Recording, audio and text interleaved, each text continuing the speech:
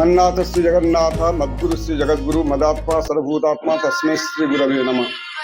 मुखं करोति वाचालं पंगुलंघयते गिरिं यत्कृपातमहं वन्दे परमानंद माधवम्। विद्या संध्या देवोद्रेकात् विद्या रजनीक्षे जदुदेति नमस्तस्मै कस्मैश्चित् विश्वतस्तु से। आज हर्ष का विषय है कि हमारे विश्वविद्यालय अर्थात श्री लाल बहादुर शास्त्री राष्ट्रीय संस्कृत विश्वविद्यालय के शोध विभाग द्वारा आयोजित 7 दिवसीय राष्ट्रीय कार्यशाला में हमारे पहले तो मित्र हैं और इस विभाग के अधिष्ठाता देवता भी हैं शोध विभाग के, और वर्तमान जो है पाणिनि संस्कृत विश्वविद्यालय के माननीय कुलपति हैं और सहपाठी हैं। तो हम लोग जो है जब बनारस में पहुंचे तो हम लोग दोनों ही शास्त्री आचार्य प्रथम वर्ष में हम लोग दोनों सहपाठी के रूप में रहे। ये हमारे लिए गौरव है।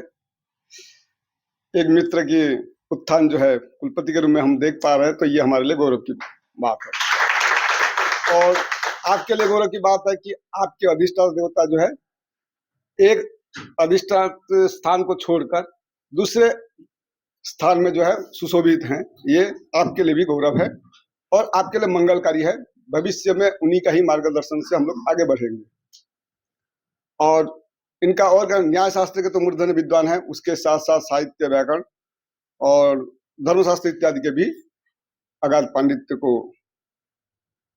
धारण किए हैं। और सबके मूल कारण है हमारे गुरु जी हैं, त्रिपाठी गुरु जी जो हैं, उन्हीं का ही सब देन है। और उनके साथ साथ एक महात्मा जी हैं, परम यशस्वी महात्मा जी हैं, वैष्णव रामभद्र दास वैष्णव जी गुरु जी हैं, वो इलाहाबाद में है। तो उनके पूरा सेवा भी हमारे मित्र जी आज भी करते हैं, ये भी इनका एक वैशिष्ट्य है। दूसरा है राष्ट्रपति पुरस्कार से भी सम्मानित हैं हमारे कुलपति जी, तो ये भी एक वैशिष्ट्य है। और उसके साथ साथ हमारे विभिन्न उत्तर प्रदेश के अकादमी एवं नागपुर से भी रिसेंट में भी एक न्याय रत्न से पुरस्कार से सम्मानित हुए हैं। और आप लोग तो सब जानते हैं, आप लोग जो पुराने छात्र हैं साथ से तो पढ़े ही हैं, तो इसलिए मुझे ज्यादा और कुछ बोलना नहीं है। उनका समय मिला व उनका आशीर्वाद मिलेगा, यही हमारे लिए परम लाभ है। उससे और कुछ हम ज्यादा बोलेंगे नहीं। मैं उनका यहाँ पर हार्दिक स्वागत करता हूँ और मंगलाचरण करने के लिए मैं शिवम शर्मा जी को निमंत्रण करता हूँ। नमः सभाभ्यः सभापतिभ्यश्च। हरिः ओम। पावकानः सारस्वती वाजेभिर्वाजिनीवती जजियं वष्टुधिया वसुः चोदायितरी सुनृतानाञ्चेतन्ति सुमतीनाम् जजियं दधे सरस्वती। ओम श्री गणेशाय नमः। ओम श्री सरस्वत्यै नमो नमः। इसके पश्चात जो है उनका स्वागत करने के लिए मैं विजय जी से निवेदन करता हूँ और जीवन जी से निवेदन करता हूँ, है ना। पत्रम पुष्पम फलम तोयम रीति से आचार्य का सम्मान करें।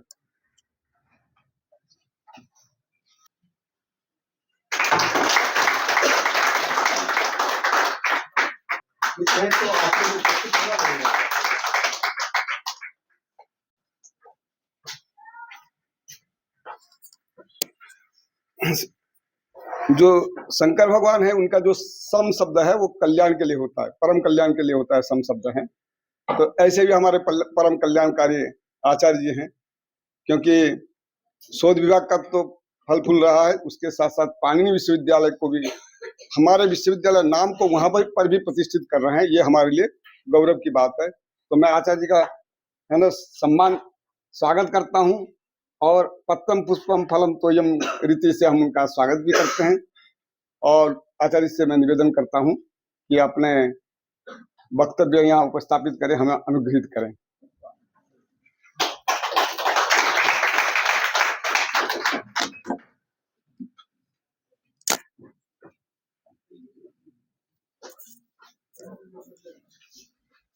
ओम नमः श्रीमत् परमहंसा स्वादित चरण कमल चिन्मकरंदाय भक्तजनमानस निवासाय श्री रामचंद्राय नमोस्तु रामाय सलक्ष्मणाय देव्यै च तस्यै जनकात्मजायै नमोस्तु रुद्रेन्द्रयमानिलेभ्यो नमोस्तु चंद्रार्कमरुद्गणेभ्यः रामं रामानुजं सीतां भरतं भरतानुजं सुग्रीवं वायुसूनं च प्रणमामि पुनः पुनः सर्वेभ्यः सादरं नमस्काराः।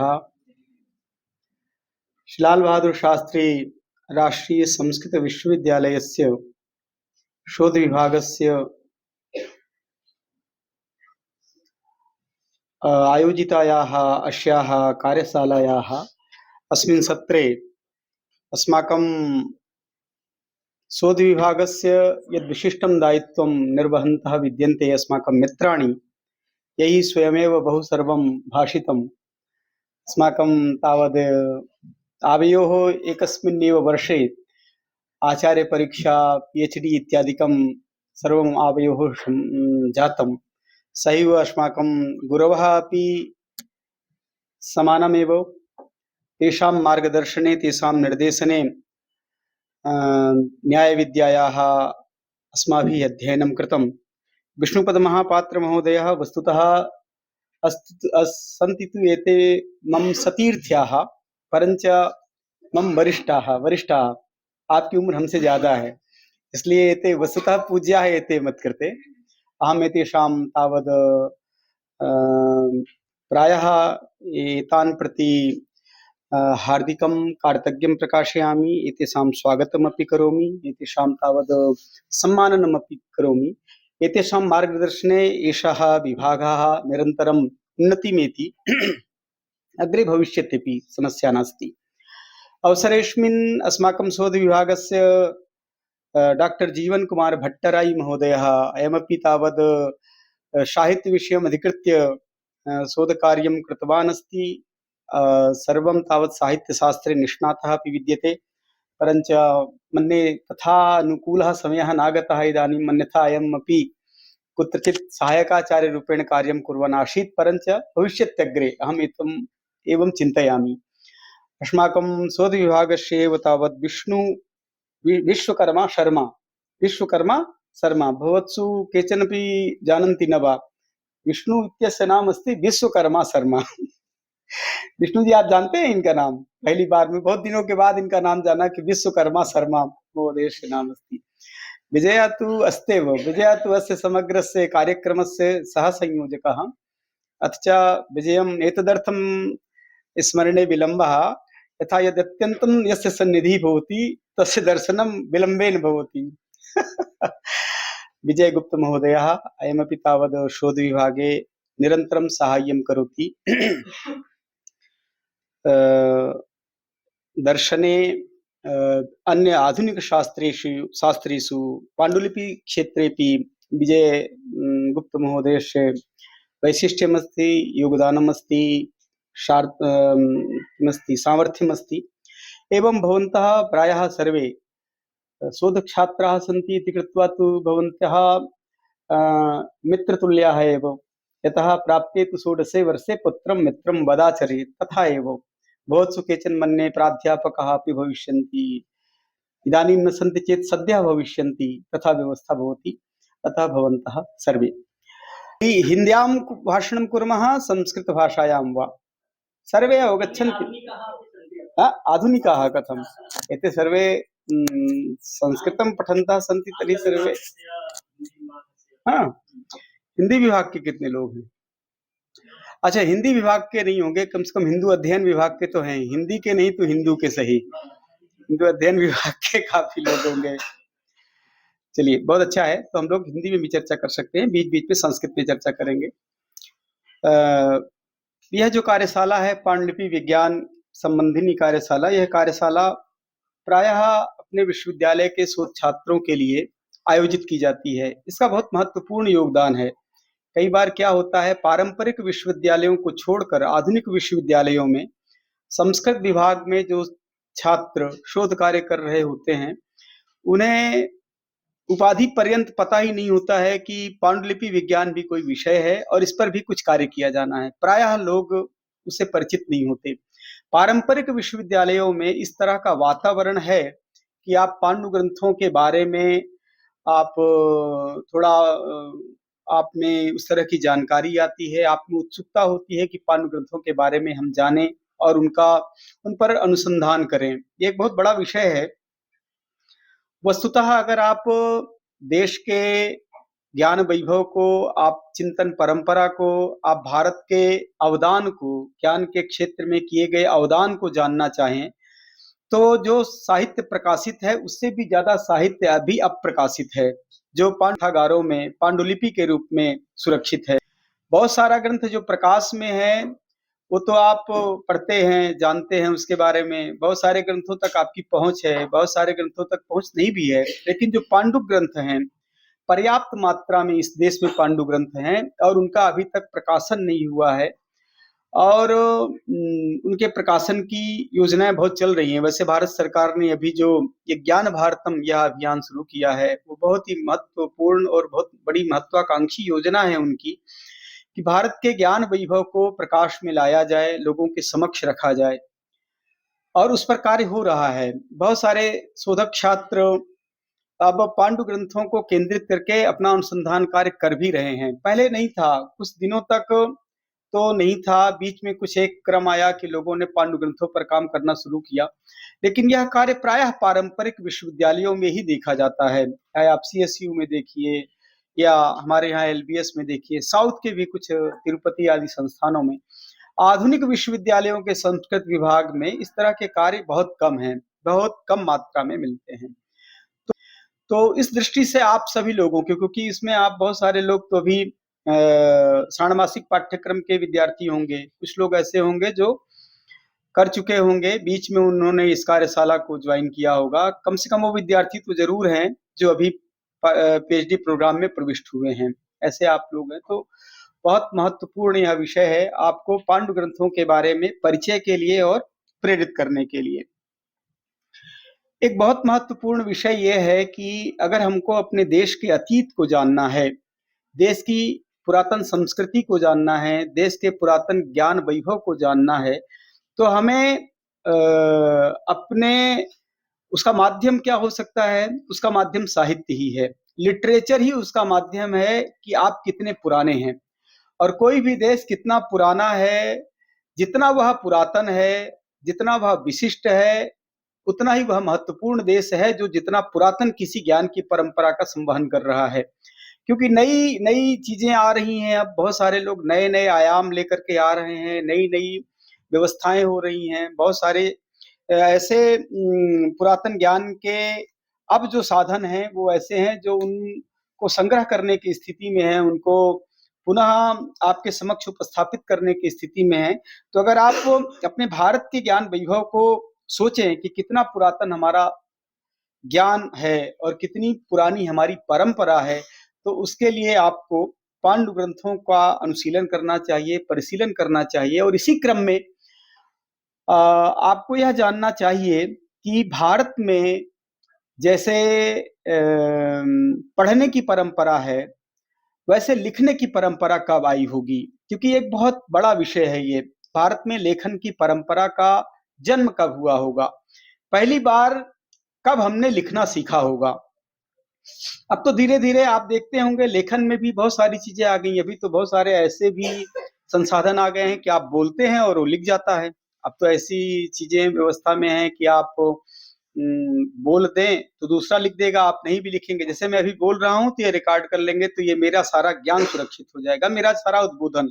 ऐसे बहुत इस क्रम में हम बहुत सारे आचार्यों के श्रम को, विद्या श्रम को सुरक्षित करते हैं। पर पहले ऐसा नहीं रहा होगा, पहले ऐसा नहीं था। लोगों के अंदर जो ज्ञान की प्रस्तुति थी, ज्ञान का प्रस्फुटन था, उसका उपस्थापन कैसे कर सकते थे वो? एक तो पद्धति थी वो पठन के परंपरा से, श्रवण की परंपरा से हमारे पास तक आए, और दूसरी पद्धति है कि लेखन की परंपरा से आए। तो पठन की परंपरा, श्रवण की परंपरा के बारे में तो आप एज इट इज कुछ कह ही नहीं सकते। जब भी किसी ने बोला होगा तो वो परंपरा तभी से है। लेकिन लेखन की परंपरा का एक समय ऐसा था कि हमारे देश में गुरुकुलीय परंपरा बहुत ही सशक्त थी।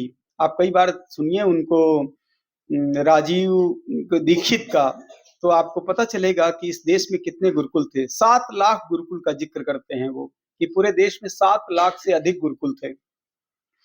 और गुरुकुल आज भी गुरुकुल, पहले की बात तो छोड़िए, आज भी कई ऐसे गुरुकुल हैं जो विश्वविद्यालय को टक्कर देते हैं। विश्वविद्यालय में उतना अच्छा शास्त्रीय वातावरण नहीं है जितना अच्छा वातावरण गुरुकुलों में है आज भी। जबकि वातावरण इतना बिगड़ा है, तब वातावरण में इतना चेंज है, परिवर्तन है, बहुत सारे लोगों की प्राथमिकताएं बदली हैं। इसके बाद भी आज भी गुरुकुलों में आपको ऐसे निष्णात विद्वान मिलेंगे, आपको, आप आश्चर्य करेंगे। आज मैं थोड़ा भाषण की मनोदशा में भी नहीं था, क्योंकि आज यहाँ एक अखिल भारतीय सलाका परीक्षा का आयोजन हो रहा है और उसका मैं संयोजक हूँ। तो सुबह मुझे उनकी सारी व्यवस्था करनी थी। लगभग 200 विद्यार्थी पूरे देश से आए हुए हैं और 40 से 45 आचार्य, अभी 16 लोग आए हैं काशी से।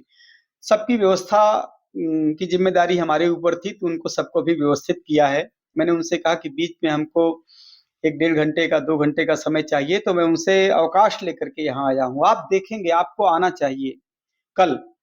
कल आप जब यहाँ कार्यक्रम संपन्न हो जाए तब बीच में आइए।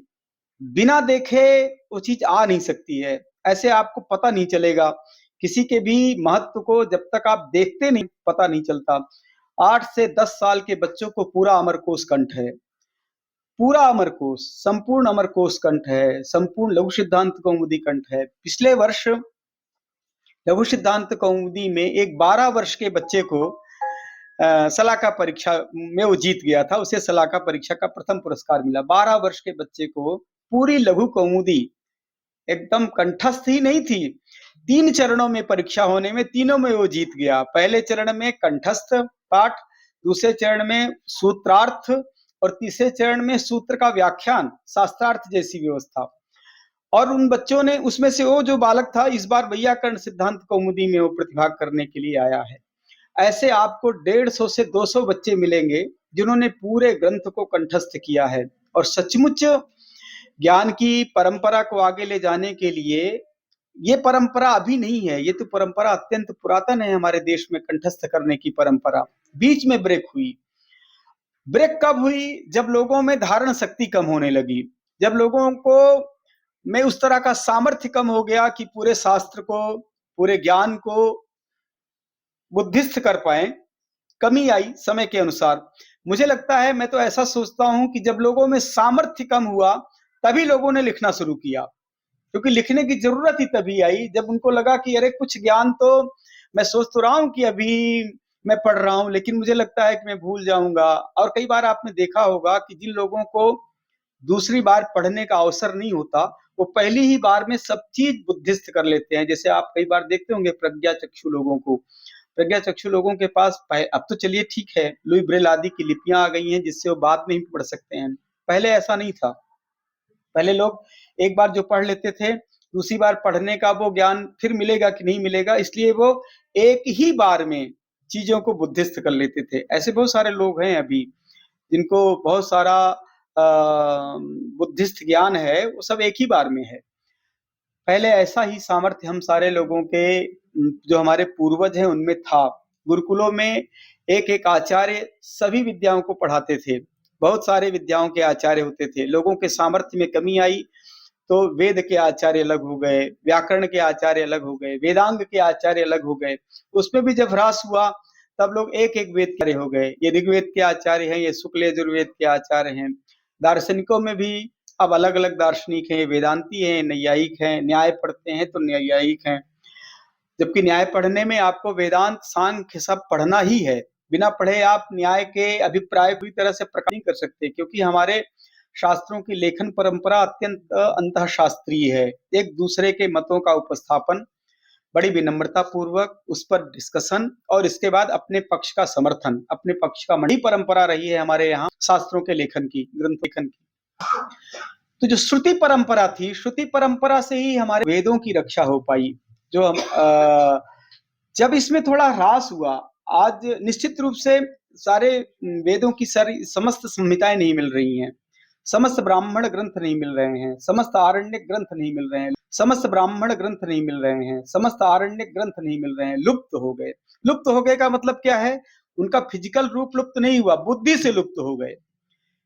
बुद्धि में उनको नहीं, उस क्रम से, वह जो क्रम है अध्ययन का, गुरु शिष्य की परंपरा का क्रम बाधित हुआ, इसलिए वह ज्ञान ब्रेक हो गया, वो ज्ञान रुक गया। अगर वो क्रम अविच्छिन्न रूप से चल रहा होता, बीच में क्रम भंग नहीं हुआ होता, तो जैसे आज आपको शुक्ल यजुर्वेद की संहिता मिल जा रही है, 40 अध्याय याद किया हुआ विद्यार्थी मिल रहा है, वैसे ब्राह्मण ग्रंथ को याद किया हुआ विद्यार्थी मिलता, आपको आरण्यक ग्रंथ को भी याद किया हुआ विद्यार्थी मिलता, क्योंकि ये सारा ज्ञान था ही श्रुति परंपरा से। समस्त वैदिक वांग में तो एक ही काल में, एक ही उसी काल का विषय है, लेकिन आज वह बहुत सारा ज्ञान लुप्त हुआ। कैसे लुप्त हुआ? ग्रंथ नहीं खो गए, बल्कि क्या हुआ, उसको बुद्धि में लोगों ने जितना धारण छोड़ दिया, जितने को अपने बुद्धि से दूर किया, उतने ग्रंथ हमारे ग्रंथ का जो ज्ञान की जो संपदा है वो हमसे दूर होती गई। फिर भी अभी भी बहुत सब कुछ होते हुए भी अभी भी बहुत स्थिति ऐसी है कि हम लोग लेखन के कारण क्या हो गया है कि बहुत ज्यादा निर्भर हो गए हैं ग्रंथों पर। इसके बहुत लौकिक उदाहरण है, जैसे मोबाइल है। अब मोबाइल में आपके पास 500 फोन नंबर हैं, लेकिन याद आपको केवल अपना नंबर है। एक दो और याद होंगे, कोई ऐसा होगा चमत्कारी जिसको 10-20 नंबर याद हो? नहीं, सारे लोगों को 1-2 नंबर याद हैं। 1-2 नंबर याद हैं, इसका अर्थ क्या हुआ? क्योंकि आपके पास एक विकल्प है कि आप कुछ सेकंड में ही किसी का भी नंबर निकाल करके रख सकते हैं, आपके पास उसका नंबर है, इसलिए आपको लगता है कि क्यों याद करके रखना। ऐसा है, ऐसा ये तो एक लौकिक उदाहरण है, ऐसा विद्याओं के साथ भी हुआ। आपको लगा ठीक है, अभी तो मेरे पास तो किताब है, लोककौमुदी में रखता हूं अपने पास, जब जरूरत पड़ेगी मैं देख लूंगा, भवादी प्रकरण में जाकर के वो सूत्र देख लूंगा, ठीक है ना? ऐसे होता है, देख लूंगा कारक प्रकरण के सूत्र को कि क्या है कारक प्रकरण के मतलब प्रातिपदिकार्थ लिंग परिमाण वचन मात्रे प्रथमा, इसकी व्याख्या देखनी है, कौन कौन इसके उदाहरण हैं, तो आप वहां देख लेंगे। आप निर्भर हुए जब से, तब से मुझे लगता है कि जब बुद्धि में धारण करने की क्षमता कम हुई, और उस क्षमता को कम करने के लिए, अपने ज्ञान को सुरक्षित करने के लिए लोगों में लिखने की भावना हुई कि हमें कुछ लिख करके रखना चाहिए, जिसे हम बाद में पढ़ पाए, रिकॉल कर पाए, पढ़ पाए, दूसरे को बता पाए। कुछ ऐसी ही परिस्थिति में लेखन की पद्धति का जन्म हुआ। लेकिन सबसे पहले जिसने सोचा होगा, उसी ने सबसे पहले लिखा होगा। अब अगर वेद सबसे प्राचीनतम हमारी जो ज्ञान परंपरा, विज्ञान राशि है वेद, वह भारत का सबसे प्राचीनतम ज्ञान है, तो भारत में उसी को याद करने की परंपरा की भी बात है। याद भी लोगों ने वेदों को किया, इसीलिए इसको श्रुति कहा गया, सार्थक शब्द इसके लिए श्रुति है। तो श्रुति की क्षमता कम होने पर लोगों ने लिखना चाहा होगा कि इसको लिखें, लिख करके हम बताएं। ऐसा कई बार होता है ना कि क्लिष्टता को सुगम बनाने के लिए आप ब्लैक बोर्ड का सहारा लेते हैं, किसी भी चीज को सुगम बनाने के लिए आप ऐसे बता रहे हैं, पर आपको लगता है कि ये वाली कैलकुलेशन बिना लिखे नहीं बताई जा सकती, तो आप लेखन का सहारा कब लेते हैं? अपने ज्ञान के सरलीकरण के लिए, अपने ज्ञान को सरल करके प्रस्तुत करने के लिए आप लेखन की ओर जाते हैं। जब पहली बार लिखने की स्थिति आई होगी, तो जिसके पास पहले से बुद्धिस्त ज्ञान रहा होगा, उसी ने लिखने की योजना सोची होगी। दूसरा आदमी कैसे सोच सकता है जिसके पास पहले से ज्ञान ही ना हो? पहले से जिसके पास ज्ञान की परंपरा है, पहले से जो ज्ञान को कैरी कर रहा है, जो ज्ञानी है, वही अपने ज्ञान को दूसरे को संक्रांत करने के लिए लेखन का सहारा लिया होगा। ये मतलब इसका लॉजिकल जो भूमि है, पृष्ठभूमि है, वही ऐसे ही व्यवहारिक स्थिति भी ऐसी ही है कि आप लिखने की ओर कब प्रवृत्त होते हैं? आप सामान्यतः भी आप कब लिखने की ओर प्रवृत्त होते हैं? जब आपको लगता है कि अब ये मेरे बुद्धि में स्थिर नहीं हो पा रहा है। ऐसा होता है ना, आप लिखते हैं, लिखकर कोई चीज क्यों रखते हैं? रिकॉल करने के लिए, बाद में देखने के लिए। और बाद में देखने के लिए वही लिखेगा जिसके पास पहले से कुछ लिखने के लिए सामग्री है। अगर आपके पास सामग्री नहीं है तो लिखने के लिए आप प्रवृत्त ही नहीं होंगे। तो भारत के पास सबसे पहले ज्ञान था, भारत ही सबसे पहले इस पूरी वेद विद्या वेद की परंपरा, वेद के ज्ञान को कैरी कर रहा था श्रुति परंपरा के माध्यम से, शिष्य प्रशिष्य की परंपरा के माध्यम से। इसीलिए उसने उसको लिपिबद्ध करने के लिए उस ज्ञान को या पूरे और विचार को, उस ज्ञान से पैदा हुआ जो विचार होगा, उस विचार को लिपिबद्ध करने के लिए वो इस लेखन की तरफ प्रवृत्त हुआ होगा, ऐसा मतलब तार्किक ढंग से समझ में आता है। लेकिन लिखा कैसे होगा जब पहले कुछ आपके पास था ही नहीं लिखने का? तो शुरुआत जैसे भी हुई होगी, सबसे पहले कोई चित्र बनाया होगा, कुछ ऐसे किया होगा कागज में, जैसे छोटा बच्चा करता है। छोटे बच्चे को जिसको प्रैक्टिस नहीं होती, प्रैक्टिस करने के बाद आप अच्छे अक्षर लिख पाते हैं ना। शुरू में तो आप कुछ भी लिखते हैं, बच्चे जैसे लिखते हैं, कुछ भी अनगढ़ी सी चित्रावली, कुछ चित्र बना दे। फिर धीरे धीरे धीरे धीरे थोड़ा उसका हाथ जब थोड़ा कंट्रोल में आता है। अब कई बार ऐसा होता है, चाहे आप बच्चे का हाथ लीजिए, चाहे आप वृद्ध का हाथ लीजिए, चाहे आप युवा का हाथ ही लीजिए, यदि उसने पहले नहीं लिखना सीखा होगा तो किसी युवक को लिखने के लिए कहेंगे तो उसका हाथ भी बालक की तरह ही काम करेगा, करता है ना। कोई नवयुवक जो पहले नहीं सीखा हो लेखन, लिखना नहीं जानता हो, तो आप उससे कहिए अपना नाम लिखो, बच्चे की तरह ही लिखता है वो, बच्चे की तरह ही उसकी राइटिंग बनती है, बच्चे की तरह ही उसके लेखन की गति होती है। इसका अर्थ यह हुआ कि जब पहले लेखन की पहली बार परिस्थिति आई होगी तो जैसे बच्चा व्यवहार करता है वैसे ही लोगों ने ऐसा व्यवहार किया होगा, कुछ ऐसे बनाया होगा, कोई डिजाइन की कुछ लिखा होगा ऐसे। धीरे धीरे जब थोड़ा प्रौढ़ हुआ होगा, थोड़े उसके लेखन में, कुछ चित्र बनाने में उसके हाथों में थोड़ी ताकत आई होगी, तब उसने सीधी रेखाएं खींचना शुरू किया होगा।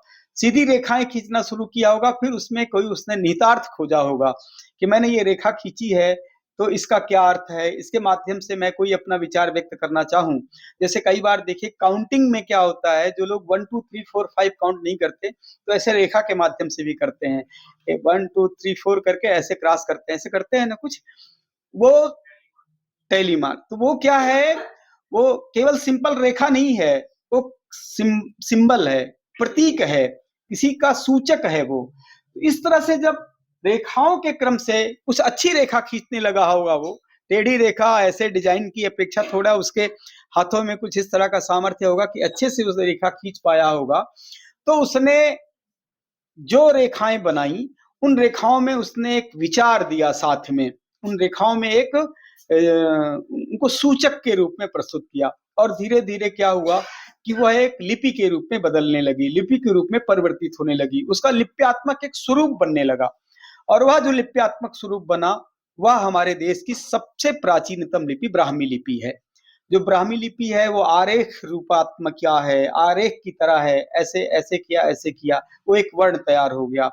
ऐसे करके वह जो ब्राह्मी लिपि है वो एक आरेख का रूप। तो जो ब्राह्मी लिपि की पृष्ठभूमि है, ब्राह्मी लिपि इसी परिस्थिति में आई होगी कि रेखा के माध्यम से अपने विचार को व्यक्त करने के लिए वो एक क्या कहते हैं, रेखा एक सिंबल, एक प्रतीक बना, और धीरे धीरे जब और आगे चीजें परिष्कृत हुई तो पूरे स्वर के रूप में हो गया, व्यंजन के रूप में हो गया, भाषा के रूप में हो गया, और इस तरह से ब्राह्मी लिपि का जन्म हुआ। अब एक महत्वपूर्ण विषय यह है जो ध्यातव्य है, भारतीय होने के नाते और इस भारत की संस्कृति, इस भारत की ज्ञान परंपरा का उपासक होने के नाते हमें अपने भारत की पूरी ज्ञान राशि पर, पूरे ज्ञान वैभव पर हमें गौरव होना चाहिए, और ये जानना चाहिए कि भारतीयों ने अगर सबसे पहले पढ़ना भारतीय जानते थे तो लिखना इन्होंने कब से जाना, यह भी जानने का विषय है। तो और इनकी लिपि जो है वो ब्राह्मी लिपि, उसका क्या स्वरूप है, ब्राह्मी लिपि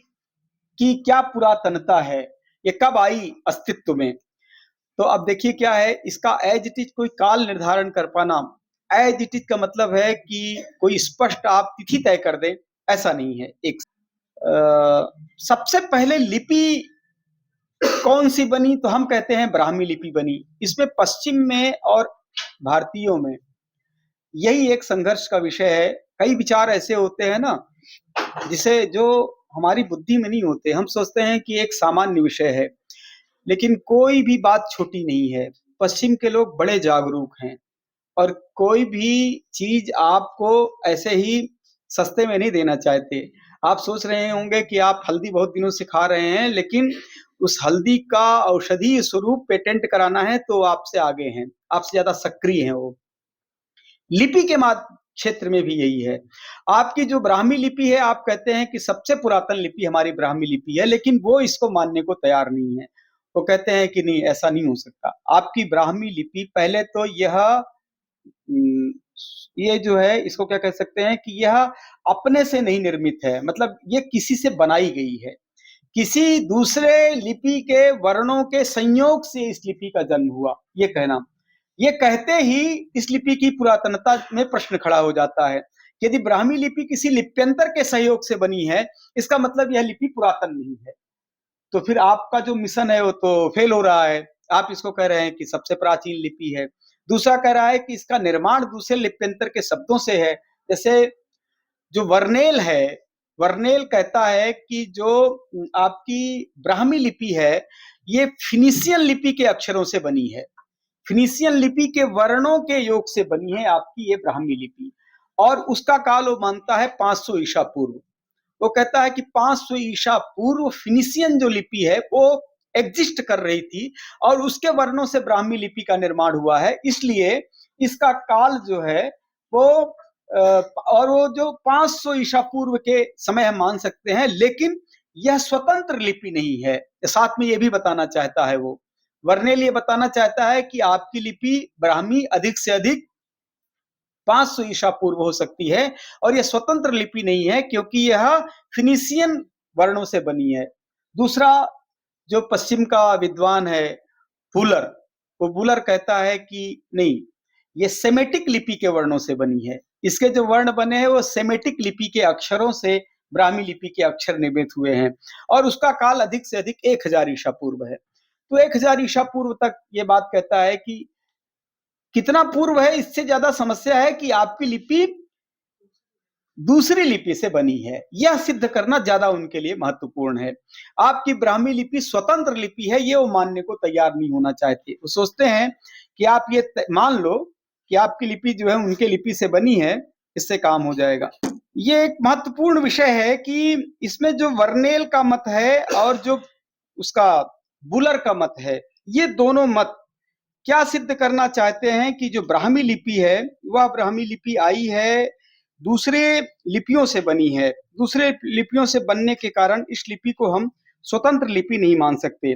इसलिए जब यह स्वतंत्र लिपि नहीं है तो इसका अर्थ ये हुआ कि भारतवर्ष के लोगों ने लिखना सीखा पश्चिम के लोगों से। भारतवर्ष ने स्वयं नहीं लिखा, इन्होंने ये स्वयं सिद्ध लेखक नहीं है, इन्होंने दूसरों के माध्यम से चीजों को लिखा। अब इस पर बहुत सारे विचार हैं। ये कोई ऐसा विचार नहीं है जिसको ये कह सकते हैं कि एज इट इज कौन सी डेट इसकी फिक्स होनी चाहिए, लेकिन आपको अपनी बात को सिद्ध करने के लिए बहुत सारे तर्क हैं। कुछ प्रत्यक्ष दिखते हैं और कुछ शास्त्रीय तर्क हैं।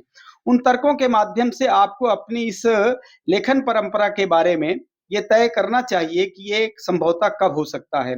जैसे एक लोगों का मत है कि जब भारत के लोग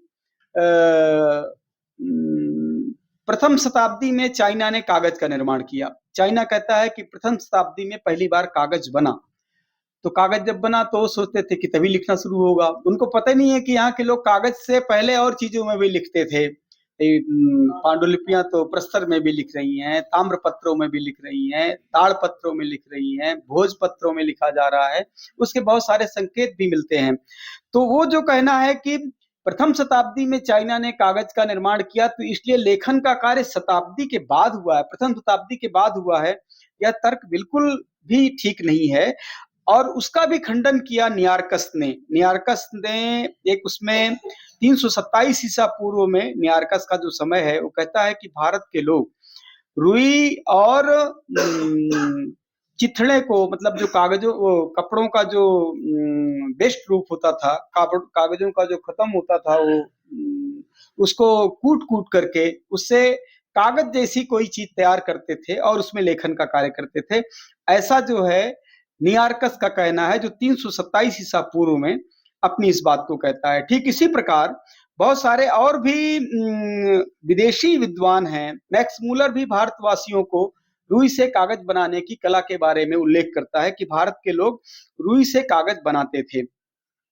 और इसका जो काल है क्या कहते हैं, वो अपनी किताब में जो लिखता है, जो उसी किताब है history of ancient Sanskrit literature, उसमें लिखता है कि यह जो कागज के निर्माण की काल है, कागज का जो निर्माण है वो पहले भी प्रथम शताब्दी से पहले ही जो उसका काल है मैक्स मूलर का, उस समय भी वो मानता है कि भारतीय लोग जो है कागज के बारे में परिचित थे।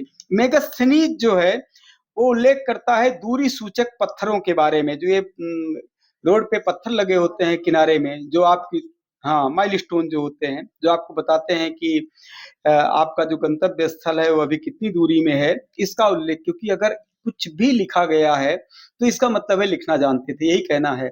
अगर वो अपना नाम भी लिख लिया है तो लिखना जानता है, बस इतना कहना है। यदि दूरी सूचक पत्थरों पर स्थान का नाम और संख्या का उल्लेख है तो इससे स्पष्ट होता है कि दूरी सूचक पत्थरों का वो जो शब्द है वो लेखन के बारे में बताता है। और मेगास्थनीज का जो काल है वो 350 से 305 ईसा पूर्व के बारे में, वो भारत की यात्रा में आया था तो उसने ये लिखा अपनी यात्रा वृत्तांत में।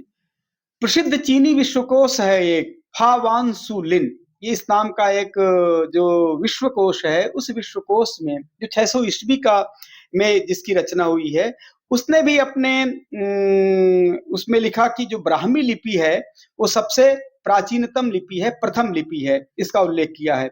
और भी बहुत सारे विषय हैं, बहुत सारे लोगों के मत हैं, कुछ हमारे आधुनिक भारतीयों के भी मत हैं, उनका भी अभी इस विषय पर सचमुच बहुत विस्तार से चर्चा और बहुत विस्तार से रिसर्च की जरूरत है। कुछ तो ऐसे विद्वान हैं जैसे वो राजबली पांडे और जो वासुदेव शरण अग्रवाल हैं, वासुदेव शरण अग्रवाल ने तो 440 से 430 ईसा पूर्व काल माना है लेखन कला का। भारतीय लोगों के लेखन कला का काल 440 से 430 ईसा पूर्व, जबकि राजबली पांडे ने इसको 6ठी शताब्दी ईसा पूर्व कहा कि इसका जो काल है वो 6ठी शताब्दी ईसा पूर्व है। भारत में लोगों ने 600 ईसा पूर्व लिखना जानते थे, ऐसा इसका उल्लेख है।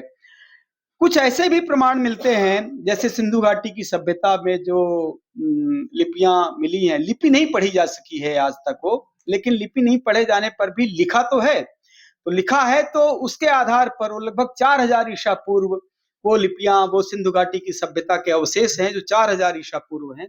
तो यदि 4000 ईसा पूर्व कुछ लिप्यात्मक स्वरूप मिलता है मृत भांडों में जिसमें भी, तो इससे ये पता चलता कि उस समय भी लिखने जैसी कोई कला भारत में थी, लोग लिखते थे अपने विचारों को दूसरों तक संप्रेषित करने के लिए।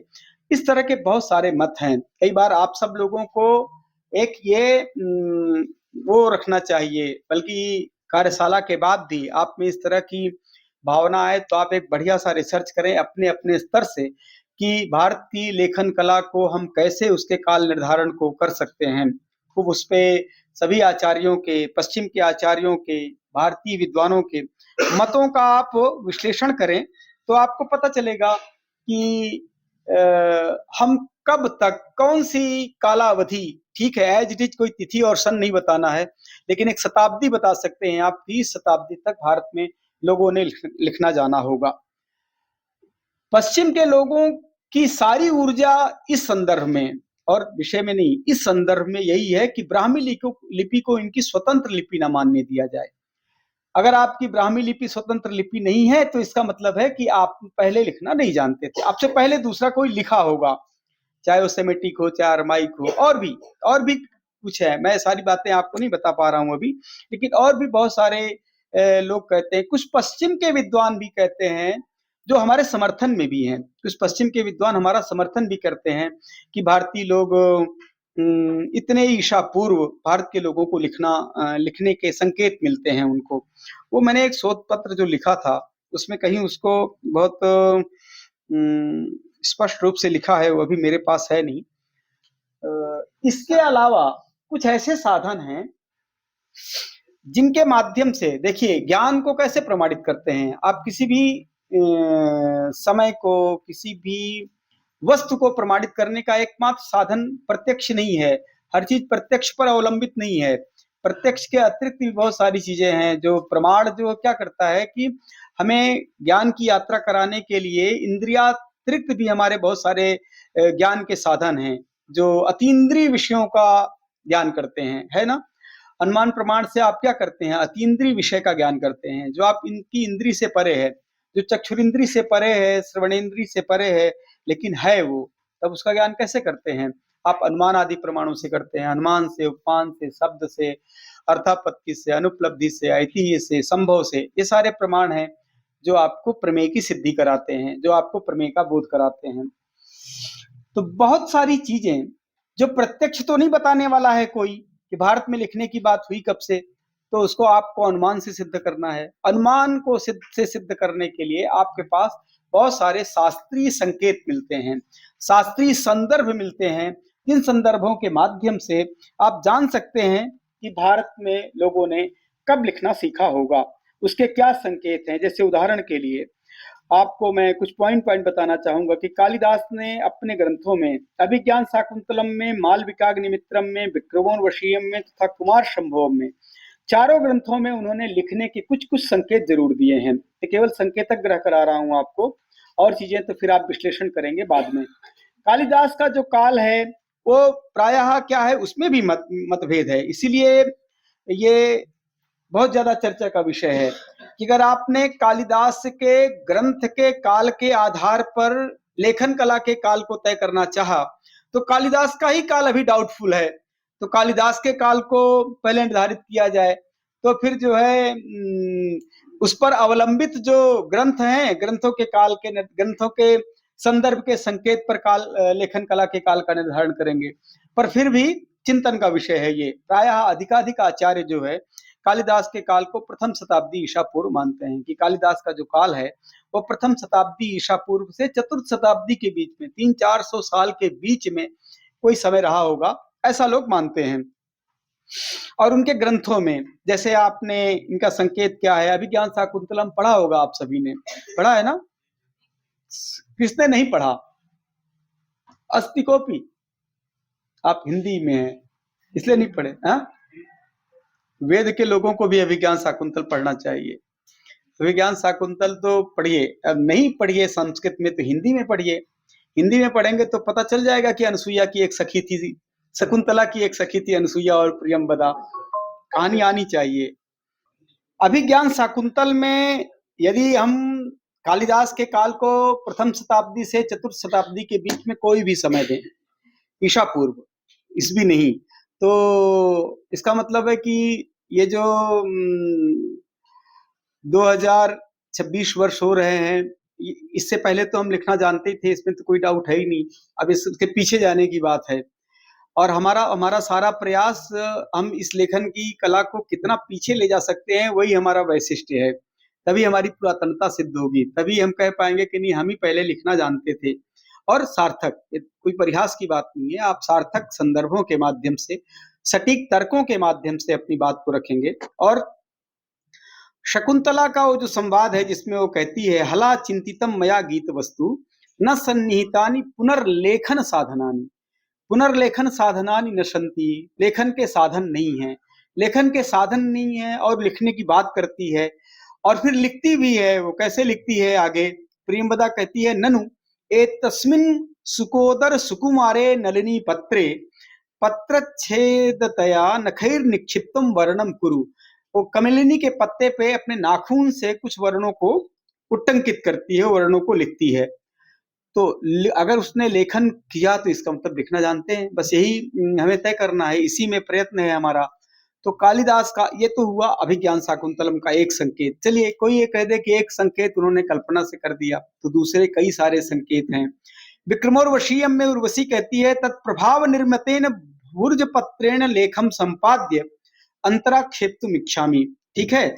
और राजा गृहीत्वा वयस्य अंगुली स्वेदेन दूषेरन अक्षराणी, कहा अंगुली के स्वेद से, पसीने से ये अक्षर दूषित हो रहे हैं।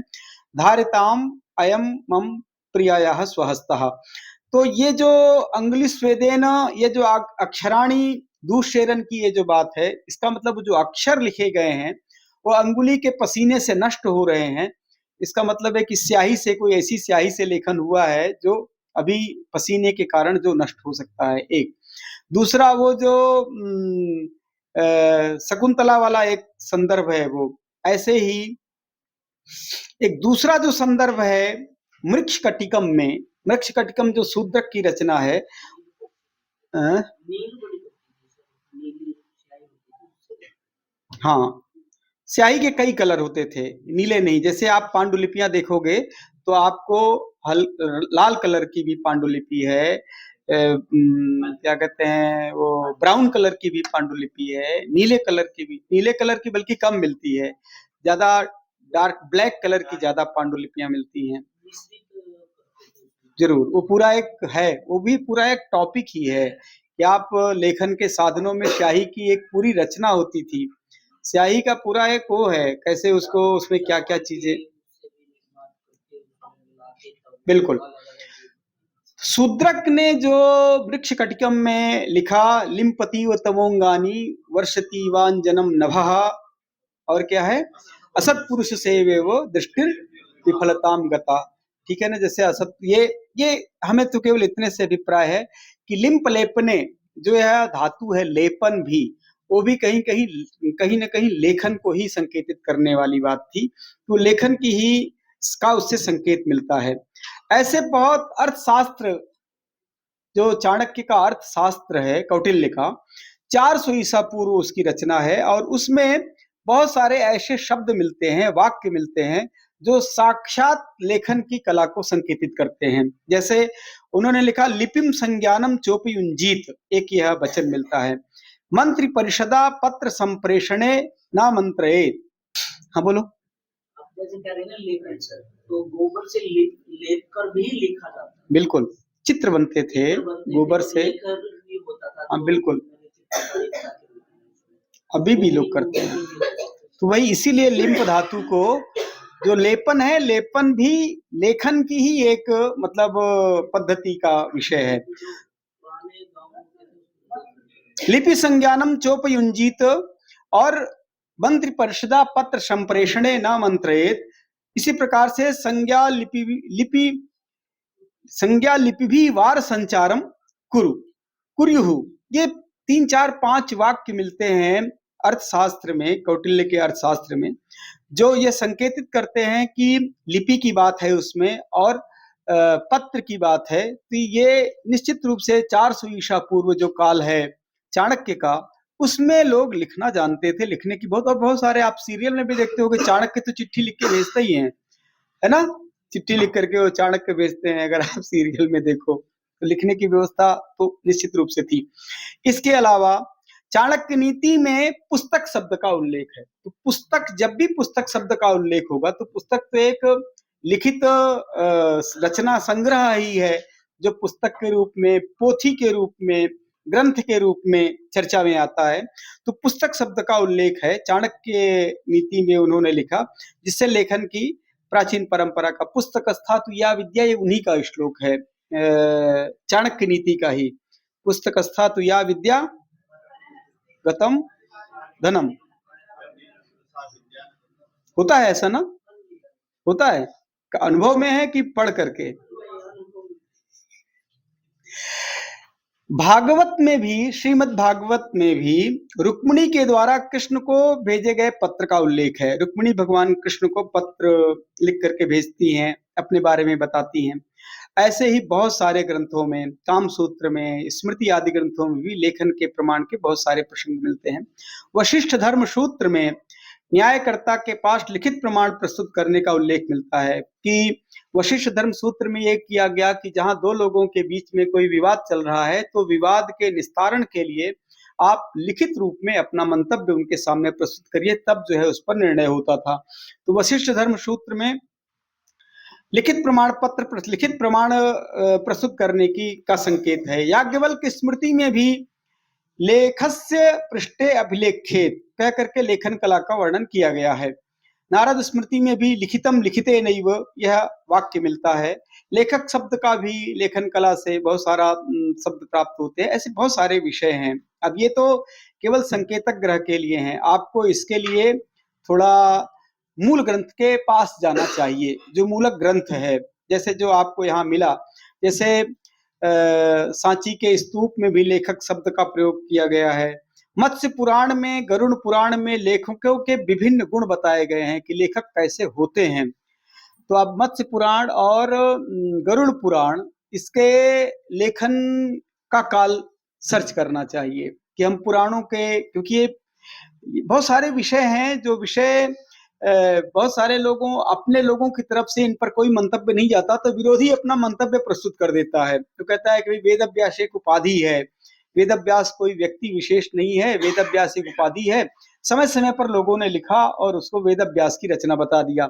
इसलिए सारे पुराण एक काल के नहीं हैं, सारे लगता है ऐसा, लेकिन आप इसको बहुत आश्चर्य मत मानिए। अभी भी बहुत सारे ऐसे चमत्कारिक दृष्टांत आपको मिलेंगे जो लगेगा कोई कैसे, अभी छोड़िए, यही आप देख लीजिए कि जो धीरेन्द्र शास्त्री जी हैं, वो कम से कम इतना तो विश्वास दिला ही देते हैं कि हम आपके बारे में जानते हैं, आपके अतीत के बारे में जानते हैं, आप आगे क्या होने वाले हैं ये भी जानते हैं।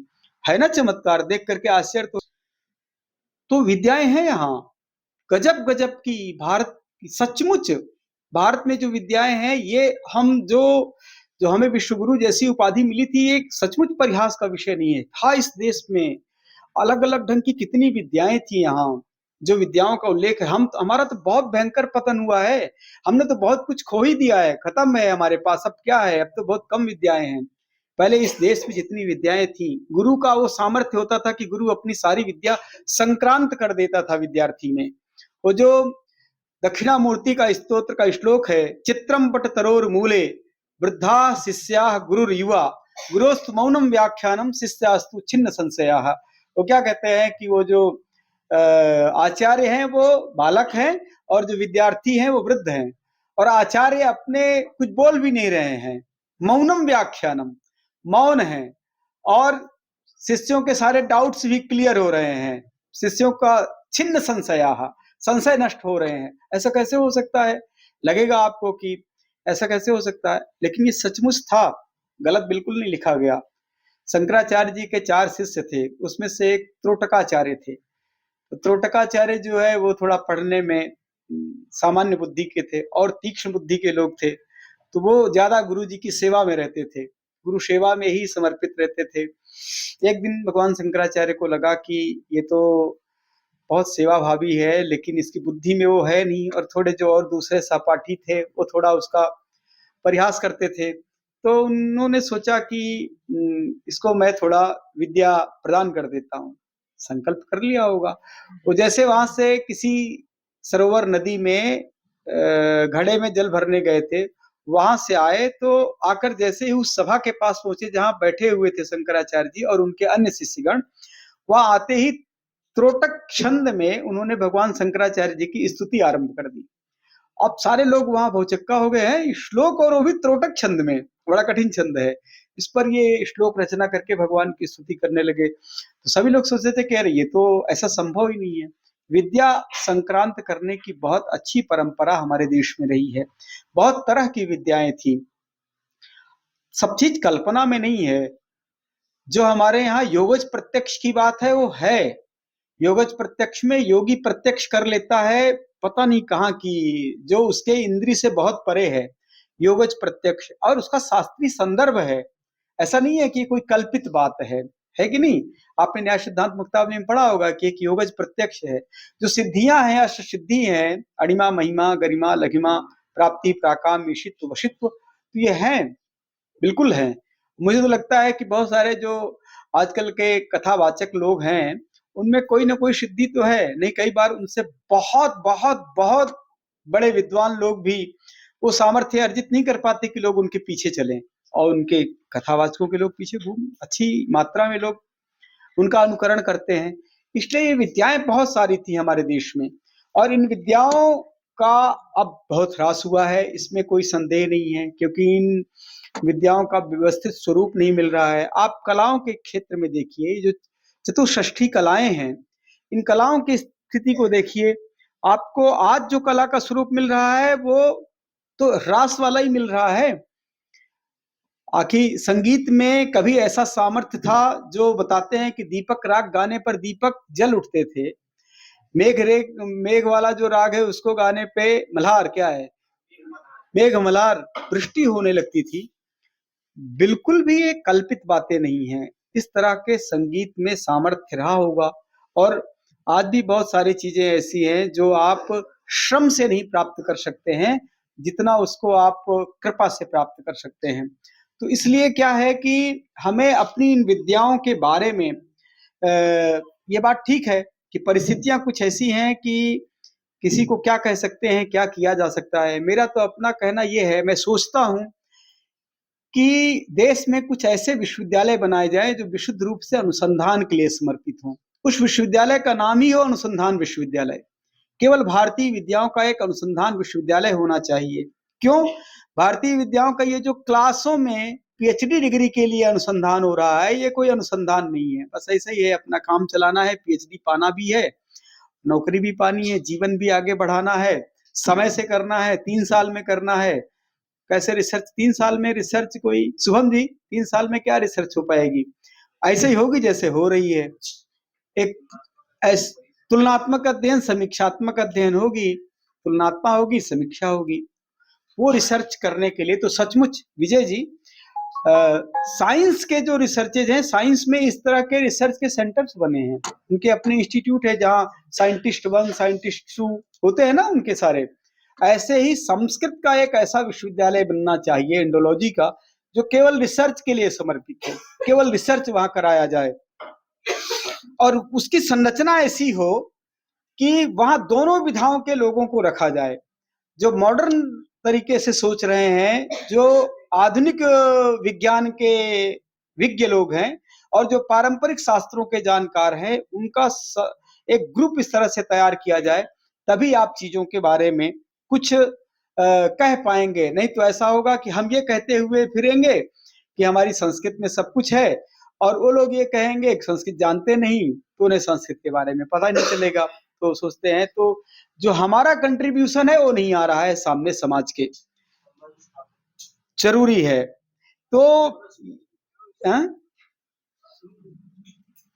बहुत वस्तुतः ऐसा अगर हो तो तभी अनुसंधान अच्छा हो सकता है, नहीं तो फिर इसी तरह से काम चल रहा है। देखिए, आप सब लोगों से जो चर्चा मैं कर रहा हूँ, इस चर्चा में ऐसा मैंने कोई आपके सामने कोई रिसर्च नहीं प्रस्तुत कर रहा हूँ बहुत बड़ा, जिससे कि आप सोचे कि कोई, मैं तो एक लेक्चर में केवल आपको प्रबोधित कर सकता हूँ, जागृत कर सकता हूँ कि आप थोड़ा ग्रंथों का अवलोकन करके इस विषय पर विचार कीजिए। और कई बार ऐसा होता है कि जब समूह में 50 लोग, 60 लोग, 100 लोग किसी एक विषय पर लिखते हैं, तो आप देखेंगे कि बहुत सारी चीजें ऐसी आएंगी जो नवीन होंगी। उनको कंपाइल करके आप देखिए तो एक बहुत अच्छी चीज जो सर्वग्राही हो सकती है, ऐसी चीज आ सकती है। तो आप लोग भी इस बारे में चिंतन कीजिए, विचार कीजिए। मैं जो बता रहा था आपको कि बहुत सारे पुराणों में, जैसे बात ये हो रही थी कि गरुड़ पुराण है, विष्णु पुराण है, मत्स्य पुराण है, इनमें बहुत सारे लेखन के संबंध में संकेतक ग्रह मिलते हैं। बहुत तो लेखन के साधनों के रूप में, कुछ लेखन के शब्दों के रूप में, कुछ लेखक के रूप में भी। लेखक के गुणों के बारे में बताया, ठीक है ना, लेखक के गुणों के बारे में भी बताया है, ठीक कह रहे हैं। तो लेखक के जो गुण हैं वो, और पाठ करने वालों के गुण भी, वो भी बताया है। पाठ करने वाले के गुणों को बताते हुए कहा कि गीति शीघ्री सिरा कंपी तथा लिखित पाठ कहा, अनर्थज्ञोल्प कंठश्च सडेते पाठका धमाह।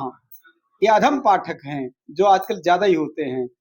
गीति, शीघ्री, सिरा कंपी, ठीक है ना, यहाँ भी लिखित शब्द है, तथा लिखित पाठ कहा। मैं तो आपको ये बता रहा था कि अभी जो गरुड़ पुराण और मत्स्य पुराण में लेखकों के गुणों के बारे में चर्चा की गई, या ये वाला जो बताया कि गीति शीघ्री सिरा कंपी, ये भी याज्ञवल्क्य शिक्षा या पाणिनि शिक्षा में है। तो जो मत्स्य पुराण में है वो है सर्वदेशाक्षराभिज्ञः सर्वशास्त्र विशारदः लेखकः कथितो राज्ञः सर्वाधिकरणेषु वै शीर्षोपेतान् सुसंपूर्णान् समश्रेणीगतान् समान् अक्षरान् वै लिखेद् यस्तु लेखकः स वरः स्मृतः उपाय वाक्य कुशलः सर्वशास्त्र विशारदः बहवर्थ वक्ता चाल्पेन लेखकः स्यात् भृगुत्तमः वाक्याभिप्राय तत्वज्ञो देश काल विभागविद अनाहार्यो नृपे भक्तो लेखकः स्यान् नृपोत्तमः उपायः वाक्य कुशलः सर्वशास्त्र विशारदः बहवर्थ वक्ता चाल्पेन लेखकः स्यान् नृपोत्तमः। ये सब पूरे श्लोक में ही लेखक की चर्चा है, पूरे श्लोक में ही लेखक के महत्व के बारे में बताया। एक दूसरे पुराण में लिखा है, मेधावी वाक्पटुः प्राज्ञः सत्यवादी जितेंद्रियः सर्वशास्त्र समालोकी हेषः साधु शलेखकः। लेखकों के ये सारे गुण बताए गए कि लेखक कैसा होता है, मेधावी होता है, वाक्पटु होता है, प्राज्ञ होता है, सत्यवादी होता है, जितेंद्री होता है, सर्वशास्त्र समालोकी होता है। ऐसा जो सज्जन व्यक्ति है वह लेखक कहा जाता है, उसे लेखक कहते हैं। लेखक क्या लिपिकार के लोग भी बहुत सारे गुण बताए गए हैं। जो लिपिकार हैं, ट्रांसलिटरेटर्स जो होते हैं, ट्रांसलिटरेशन का काम करने वाले भी, उनके भी कुछ गुण बताए गए हैं। उनकी भी एक आचार संहिता है। बीच में जब ट्रांसलिटरेशन करने वाले लोग, कुछ लोगों ने जहां भी सद्गुणों का उल्लंघन किया वही समस्या पैदा कर दी कि पूर्व के लेखक के वचनों को तत्समानार्थक वचनांतर दे दिया, शब्दांतर दे दिया, या किसी भी प्रतिष्ठित लेखक को निंदित करने के लिए कुछ शब्दों का हेरा फेरी कर दिया, कुछ शब्द बदल दिए। ऐसे लिपिकार, इसीलिए लिपिकार को भी ये जो लेखक के गुण हैं, ऐसे ही गुण लिपिकार के भी होने चाहिए। सत्यवादी हो, जितेंद्री हो, समत्व बुद्धि का व्यक्ति हो, किसी के प्रति विरोध रखने वाला बुद्धि ना हो। नहीं, क्या होता है कि बहुत सारे ग्रंथों के ऐसे संस्करण मिलते हैं जिन ग्रंथों के अलग अलग संस्करणों में अलग अलग पाठ मिलते हैं। कोई दूसरा प्रकाशक जब उसे प्रकाशित करता है उसमें अपनी योजना डाल देता है, अपने विचार डाल करके उस ग्रंथ के मूल स्वरूप को प्रदूषित करता है। क्यों? उससे ही तो उसकी प्रतिष्ठा है। तो इस तरह का कुछ विचार है। और इसके लिए अगर आप क्या कहते हैं, संदर्भों का संग्रह करें तो जो बौद्ध काल है, जो बुद्ध का समय है, 563 ईसा पूर्व से 483 ईसा पूर्व में एक खेल प्रसिद्ध था जिसका नाम है अक्खरिका। अक्खरिका नाम का एक खेल था। उसमें होता क्या था कि एक पक्ष दूसरे पक्ष द्वारा आकाश में अंगुली से चीजों को लिखता था या चित्र बनाता था। उस चित्र को क्या कहते हैं, बना करके उसे बताना पड़ता था दूसरे को कि आपने ये लिखा। जैसे मैं ऐसे लिख रहा हूं तो ये मैंने क्या लिखा, राम लिखा मैंने, आप पहचान गए। सारे लोग नहीं पहचाने कि एक जल्दी से सब लोग कह दें कि राम, ऐसा नहीं हुआ। जैसे मैं ये लिख रहा हूं, राम से जुड़ा हुआ था इसलिए जल्दी आपको समझ में आ गया है ना। हाँ, तो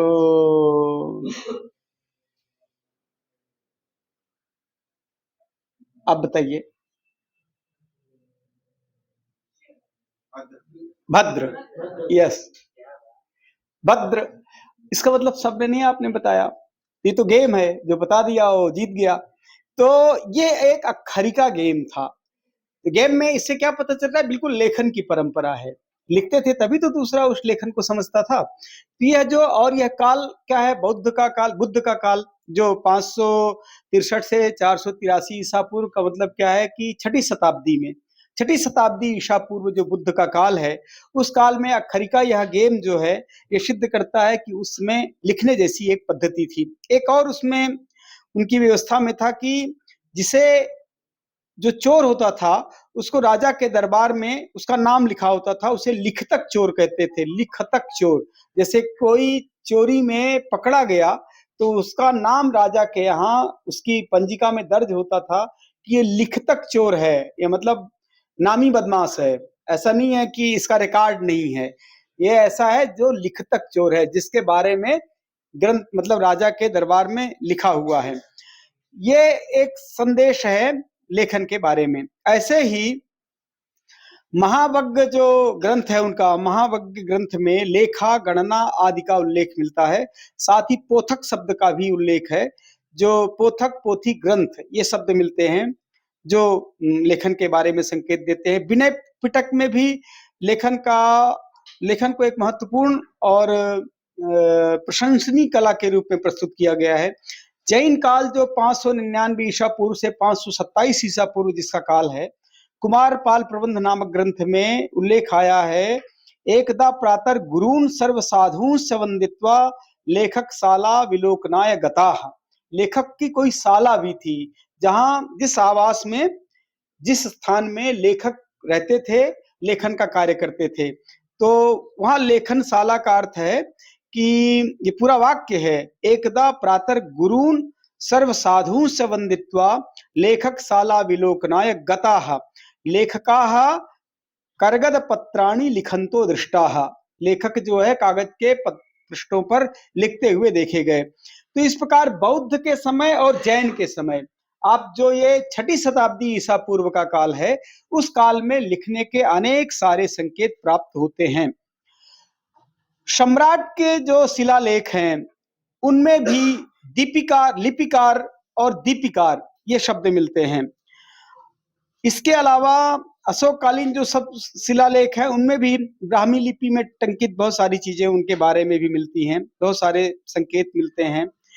तो एक तो ये भी है। इसके अलावा एक बहुत महत्वपूर्ण विषय है जो लेखन के संकेत के बारे में है, वह है पाणिनि के काल का। पाणिनि का क्या काल हम लोग कहते हैं? लगभग संभावित 500 ईसा पूर्व की 600 ईसा पूर्व। मतभेद है, ये भी अच्छा तरीका है, मतभेद तो है ही है। तो 500 से 600 ईसा पूर्व। और ये अगर हम इसको 500 से 600 ईसा पूर्व, और कुछ लोग तो पाणिनि के काल के बारे में मैक्स मूलर 400 ईसा पूर्व कहता है, और कुछ भारतीय विद्वान 700 ईसा पूर्व भी कहते हैं। सामान्यतः 600 ईसा पूर्व, 500 से 600 ईसा पूर्व कहते हैं, मैक्स मूलर 400 ईसा पूर्व कहता है। कुछ भारतीय विद्वान उनके काल को 700 ईसा पूर्व भी मानते हैं। किनका काल? महर्षि पाणिनि का। तो चलिए हम बीच वाला रास्ता अपना ले, 600 ईसा पूर्व मान लें। कम से कम 600 ईसा पूर्व में महर्षि पाणिनि पैदा हुए। महर्षि पाणिनि ने जो सूत्रों की रचना की, उन सूत्रों में बहुत से ऐसे लेखन पर्याय शब्द उन्होंने लिखे, और लेखन के साधनों का उल्लेख किया, और लिखने वाले आचार्यों का उल्लेख किया। आचार्यों के बारे में भी उन्होंने उल्लेख किया है। तो अब इस सब का विश्लेषण करने से आपको पता चलेगा कि पाणिनि के पहले, कितने वर्ष पहले भी लेखन की ये परंपरा रही होगी। पाणिनि ने अपने सूत्र में बहुत सारे ऐसे सब धातुएं लिखी।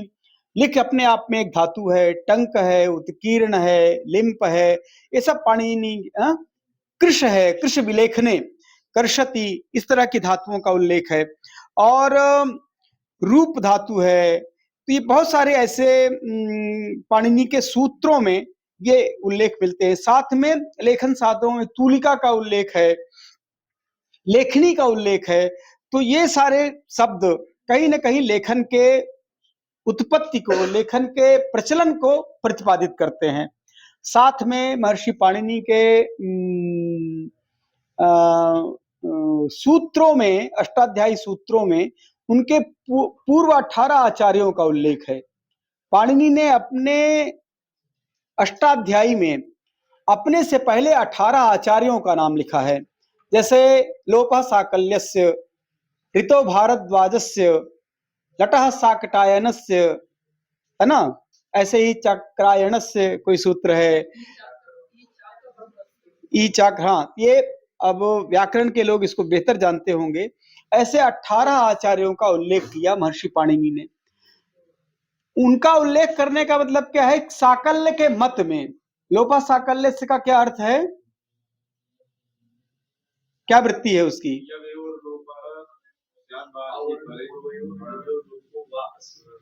हाँ, क्या क्या क्या?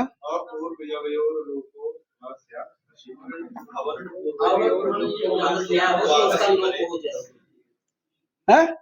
किम किम किम? 80 हो जाएगी? किसका? या का? अवर्ण पूर्वयोः यवयोर लोपः अशि परे।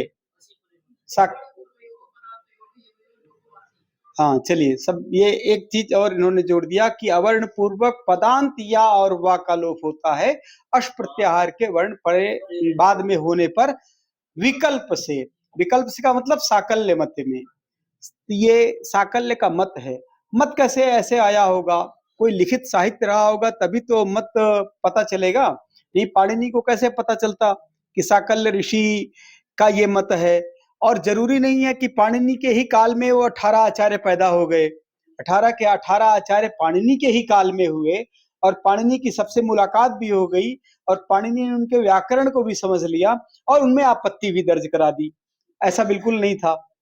सारे आचार्य, पता नहीं कौन आचार्य कहाँ का था और किस आचार्य का क्या लेखन था, उसका कोई ग्रंथ रहा होगा। उस ग्रंथ को पढ़ने के बाद, उस ग्रंथ का अध्ययन करने के बाद महर्षि पाणिनि को लगा कि इसमें जो विसंगति है, उस विसंगति को लोपा साकल्य से इस सूत्र के सन्निवेश कर देने से वो ठीक हो जाएगा। जो लोपा साकल्य ऋषि ने जिस व्याकरण का निर्माण किया है, इस परिस्थिति में यदि हम उसको अप्लाई करेंगे तो वो कार्य सिद्ध होगा। वो या वा का लोप हो जाएगा, पदांत या वा का, और कौन सा रूप बनता है वो? हर इह, हर इह ना, हर इह, विष्णु, विष्णु इह, विष्णवी विकल्प से और विष्णु इह विकल्प से। तो अब मूल बात क्या है? मूल बात यह है कि यदि पाणिनि का काल 600 ईसा पूर्व है, उन्होंने 18 आचार्यों का उल्लेख किया, प्रोबेबिलिटी के आधार पर, संभावना के आधार पर एक कोई समय उन आचार्यों के उसमें देना चाहिए कि अगर एक आचार्य के मत को विस्तारित करने के लिए, एक आचार्य की रचना को पढ़ने के लिए, एक आचार्य के प्रणीत ग्रंथ को दूसरे विद्वान तक उसकी पहुंच होने के लिए कम से कम 50 वर्ष तो चाहिए ही। मुझे ऐसा लगता है इससे कम में तो होगा ही नहीं। मान लीजिए कोई व्यक्ति दक्षिण भारत में तिरुपति में किसी ग्रंथ की रचना की और उस ग्रंथ की रचना को उत्तर भारत में, आज तो सुगम है, आज तो सुगम है, पहले तो इतनी सुगमता रही नहीं होगी और सारे आचार्यों का एक काल नहीं रहा होगा। सारे आचार्यों का पता नहीं साहित्य मिलता है कि नहीं, ये व्याकरण के लोग बेहतर जानते होंगे कि साकल्य ऋषि का केवल ये सूत्र ही मात्र है कि साकल्य का कुछ और भी है, कुछ तो होगा। नहीं तो अगर साकल्य के मत में, मत कहां से आ गया? मत केवल हर ही विष्णु ही तक तो आया नहीं होगा। कोई व्याकरण का आचार्य है तो व्याकरण की उसने कोई परंपरा दी होगी। आप इसी से कल्पना करिए कि बहुत सारी चीजें आपके पास हो, अब व्याकरण ही नहीं है। भरद्वाज का व्याकरण ही नहीं है आपके पास, ऋतो भारद्वाजस्य व्याकरण नहीं है, शाकटायन का व्याकरण नहीं है, तटः शाकटायनस्य, तो इनका व्याकरण नहीं है, तो ये एक चिंता का विषय है। और मत है इनका, जिस मत को पाणिनि उल्लेख कर रहे हैं, पाणिनि को ये जो वार्तिक सूत्र हैं, ये वार्तिक सूत्र अपना बहुत महत्व रखते हैं। पाणिनि की समस्या दूर किया इन्होंने, पाणिनि की समस्या को दूर किया, तभी तो वार्तिक नहीं है तो शायद पूरे तरह से सूत्र हैं। पाणिनि को जो प्रॉब्लम हुई, उस प्रॉब्लम को दूर करने के लिए लोपा साकल्य से सूत्र का उन्होंने वहां सन्निवेश किया। तो केवल एक ही सूत्र रहा होगा साकल्य का, उसी सूत्र को पाणिनि ने प्रयोग कर लिया, ऐसा बिल्कुल नहीं है। एक विचारक की तरह से सोचिए, एक चिंतक की तरह सोचिए, तो इन आचार्यों का पूरा कंप्लीट कोई व्याकरण रहा होगा। उस व्याकरण में बहुत सारे मत विचार रहे होंगे, उसमें से पाणिनि ने अपने व्याकरण के रचना में उनके इस सूत्र का प्रयोग किया। तो इस सूत्र का प्रयोग करके, या कोई साकल्य के द्वारा कोई ऐसी रचना रही होगी जिस रचना में उसका उन्होंने अनुपालन किया हो। तो ये चर्चा ये हो रही थी कि महर्षि पाणिनि ने जो अपने अष्टाध्यायी में 18 आचार्यों का उल्लेख किया है, और महर्षि पाणिनि का जो काल है, कुछ लोग कह रहे हैं कि 4 से 600 ईसा पूर्व है, कुछ लोग 600 ईसा पूर्व, कुछ लोग 700 ईसा पूर्व भी मानते हैं। कुछ भी हो, अगर हम मध्यम मार्ग अपनाएं, 600 ईसा पूर्व भी मान लेते हैं पाणिनि का काल, और उनके ग्रंथ में लिखे हुए 18 आचार्यों के काल में कुछ अगर उनके 50 वर्ष का उनके काल में अंतराल रखें, जो संभावित काल है, तो 18 पंचे कितना होता है? 900 वर्ष। 900 वर्ष वो और 700 वर्ष ये, लगभग 1600 ईसा पूर्व। चलो ठीक है, हो सकता है कि 2-3 आचार्य एक साथ ही हो गए हों, ऐसा भी संभव है। मतलब एक संभावित काल, कुछ तो आपको एक काल तय करना पड़ेगा कि जिस विचार को पूरे देश व्यापी विचार बनने में, जिसकी रचनाओं को पूरे देश में पढ़ने करके और तब जा करके कि पाणिनि ने अपने ग्रंथ में उसका उल्लेख किया हो, साकल्य का और चक्रायण का और भरद्वाज का, तो निश्चित रूप से इन आचार्यों के काल में भी कुछ न कुछ समय का अंतर जरूर रहा होगा। इससे हम कम से कम 1500 ईसा पूर्व, कम से कम 1500 ईसा पूर्व के समय तक लेखन के संकेत को समझ सकते हैं। ऐसे ही यास्क ने भी, निरुक्त के जो रचनाकार यास्क हैं, उनका 800 ईसा पूर्व काल माना जाता है। उन्होंने भी अपने निरुक्त के ग्रंथ में 18 पूर्वाचार्यों का उल्लेख किया है। उनके निरुक्त में भी 18 पूर्वाचार्यों का उल्लेख है। पूर्व के आचार्य, उनसे पूर्व जो आचार्य हैं उनका उल्लेख है, विवरण है, शब्दशः उनके नाम का उल्लेख है। आचार्य के नाम का उल्लेख इस तरह से है कि इनके मत में, इनकी दृष्टि में, इनके कथनानुसार, अब उस पर भी हमें कुछ अगर हम काल तय करें तो मुझे लगता है कि ये 1716-1700 ईसा पूर्व तक के काल की स्थिति बन सकती है। बहुत सारी चीजें महाभारत के काल के बारे में, महाभारत के काल का निर्धारण करना भी अपने आप में बहुत बड़ी समस्या है, बहुत बड़ी चुनौती भी है। कुछ काम इस पे महाभारत पर किसी का वो भी मैंने सुना था, आप में से किसी ने कोई प्रेजेंटेशन अपना तैयार किया था, शुभम जी ने, तो काल निर्धारण वाले पर भी आपका कुछ मंतव्य था उसमें कि उसका वो था, क्रिटिकल एडिशन था, क्रिटिकल एडिशन मैंने देखा था उसमें फेसबुक में या यूट्यूब में। तो अच्छा है, बहुत बढ़िया आपने प्रयत्न किया है। पर महाभारत के बारे में, हाँ वो देखिए जो सूत्र आपको चर्चा कर रहा था, एक सूत्र है अवंग स्फोटायनस्य, एक सूत्र है ऋतो भारद्वाजस्य, एक लोपा साकल्यस्य, गंगा साकटायनस्य, ई चाक्रवर्मणस्य, गिरेश सेवकस्य, त्रिषि मृषि कृषेः काश्यपस्य, ऐसे और बहुत सारे आचार्यों का उल्लेख है। महाभारत की रचना काल के लिए तो एक अलग ही कहानी मिलती है कि महाभारत में क्या हुआ कि वेदव्यास की और गणेश का जो संवाद है, कि वेदव्यास ने गणेश से कहा कि कोई मेरा ये मैं बोलूंगा कोई ग्रंथ लिख दे। गणेश जी ने कहा ठीक है, लिख तो सकता हूं मैं, लेकिन आप अगर बोलने में आप रुक जाएंगे तो फिर मैं बंद कर दूंगा। तो ठीक है, एक समझौता हुआ और ग्रंथ लिखा गया। अब चुनौती फिर उपस्थित है कि फिर गणेश जी का क्या काल है, गणेश जी का क्या काल है और वेदव्यास का क्या काल है। जो काल वेदव्यास का है, जो काल गणेश जी का है, तो उसी काल को फिर तो हमें मान लेना चाहिए कि वही काल हमारे रचना का है, क्योंकि तो गणेश जी जब लिख रहे हैं तो। और जो रामायण का काल है, रामायण के काल के लिए भी, रामायण में आपने देखा होगा कि महर्षि वाल्मीकि का चित्र जो मिलता है आपको, कई बार वो उस तरह से मिलता है ना, कुछ लिखते हुए मयूर पंख में उनके चित्र ही इस तरह से प्राप्त होते हैं। तो वो सब विषय भी बहुत विश्लेषण करने के अपेक्षा रखता है, उस पर कुछ न कुछ चिंतन जरूर करना चाहिए। और बहुत सारा विषय है, अब मैं ज्यादा इस पर नहीं बोलूंगा। मैं केवल ये कहना चाहता हूं कि भारत में लेखन, भारत की जो लेखन परंपरा है, अगर आप अच्छे से इसका विश्लेषण करें तो आपको प्राप्त होगा कि सचमुच भारत की लेखन परंपरा वैदेशिकों से पुरातन है। और बहुत सारे कुछ वैदेशिक आचार्य भी आपके इस लेखन कला को लगभग 1000 ईसा पूर्व तक वो खुद भी मानते हैं कि भारतीयों की जो लेखन कला है वो 1000 ईसा पूर्व है। कई जगह वो आया है इस तरह का उल्लेख।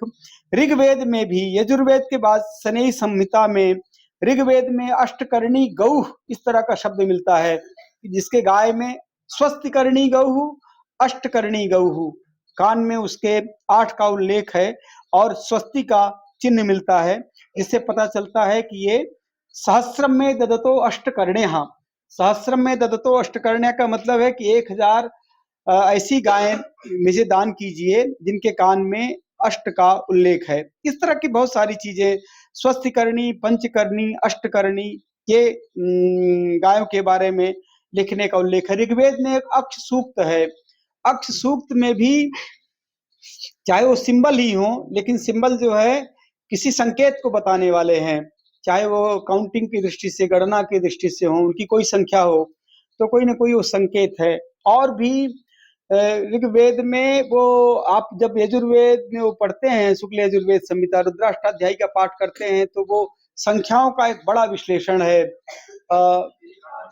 हाँ, कहाँ तक है ये लास्ट में, अर्बुदम चमे तक है, और भी आगे होगा परार्ध तक। यह जो संख्या का की परिगणना है, ये मौखिक तो नहीं हो सकती है, बिना लिखे कहीं इसका कोई आंकड़ा सेट किए हुए आप इसको तय नहीं कर सकते हैं। तो इन बहुत सारे संकेतों के माध्यम से आप भी इस पर कुछ ऐसा रिसर्च करिए, कुछ लिखिए, प्रयास करिए कि इस पर आप कोई एक शोध पत्र तैयार कर सकें।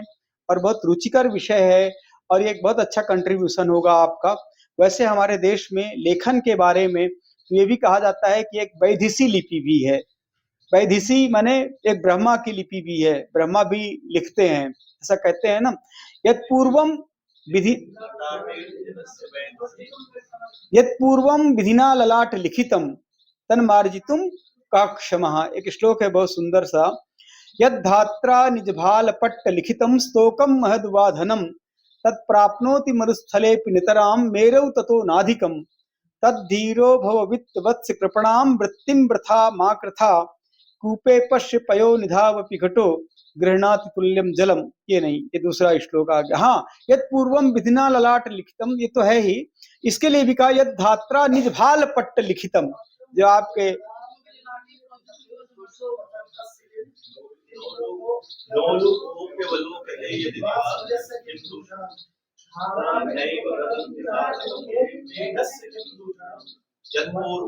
मत पूर्वम नहीं, यत पूर्वम, भगवान मत पूर्वम वदति, दृष्ट्वा वदति एतदर्थम, है ना, दृष्ट्वा वदति। मोबाइल मध्ये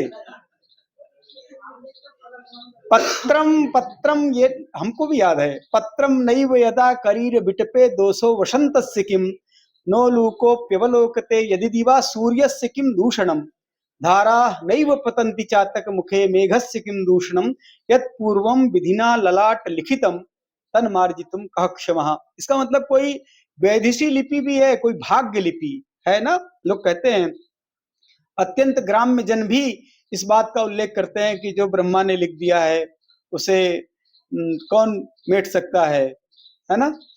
वो इस तरह के, वो एक श्लोक और है कि सही गगन विहारी कलमसद ध्वंसकारी दशशत करधारी ज्योतिषाम मध्यचारी विधुरप विधि योगाद दृश्यते राहुणासौ लिखितमपि ललाटे प्रोजितुम कह समर्थः।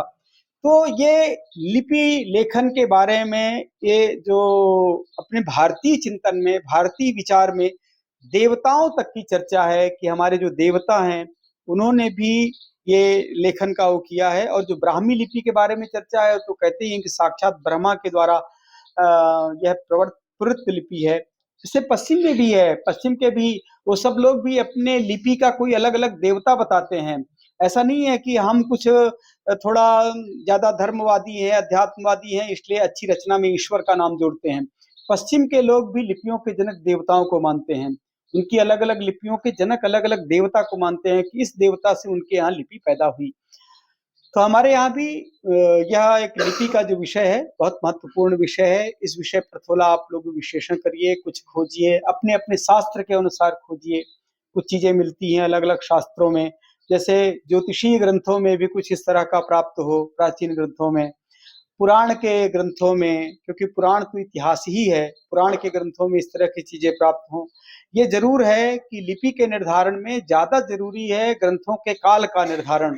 काल के निर्धारण से लिपि के काल का अपने आप स्वतः संज्ञान आ सकेगा। ठीक है, आप सभी लोगों ने बहुत सावधानी से सुना हमें, और आप सबसे मिलकर मुझे इसलिए अच्छा लगा क्योंकि आप सब परिचित हैं मेरे। तो आप सभी लोगों को धन्यवाद, नमस्कार।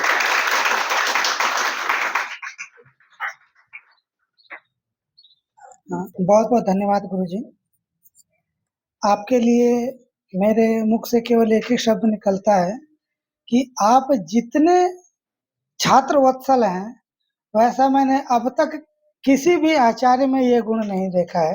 वैसे जितने भी छात्र जिनके भी सानिध्य में रहते हैं उनको छात्र वत्सल ही कहते हैं, लेकिन यहाँ पे जितने भी छात्र इनके सानिध्य में पढ़े हैं, मैं ये कह सकता हूँ कि आप लोगों का थोड़ा सा भाग्य आपके विपरीत है कि गुरुजी वहां चले गए, नहीं तो ये जो 6 मंथ का कोर्स होता है बड़ा ही रोचक होता है।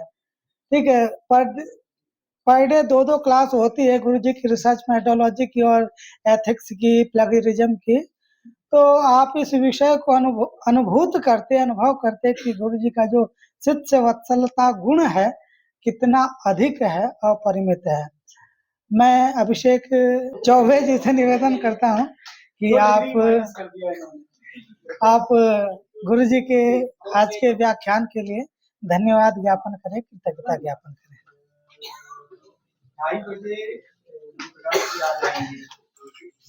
ओम। आप सभी को नमस्कार।